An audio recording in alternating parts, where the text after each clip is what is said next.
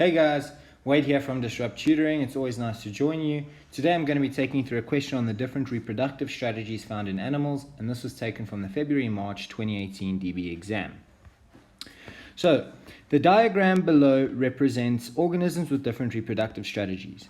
In diagram 1, we have a male fish and a female fish, and the male is releasing sperm into the water.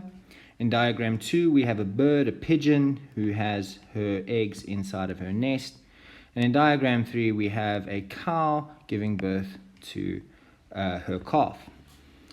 So which diagram represents organisms in A, where external fertilization takes place? So external fertilization will take place when the sperm fertilizes the eggs in an external environment.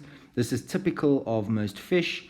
So in diagram 1, we can see the male releases its sperm, the female her eggs. External fertilization will take place there. So A is in diagram 1. B, where extra embryonic membranes develop to assist with protection and nutrition of the embryo. That is typical of your birds and of your animals. So in diagram 2 and 3. And which diagram represents organisms where in C, which are oviparous. Oviparous means the external laying of eggs that are already fertilized, and they will hatch inside of a nest made by an animal. This is typical of birds.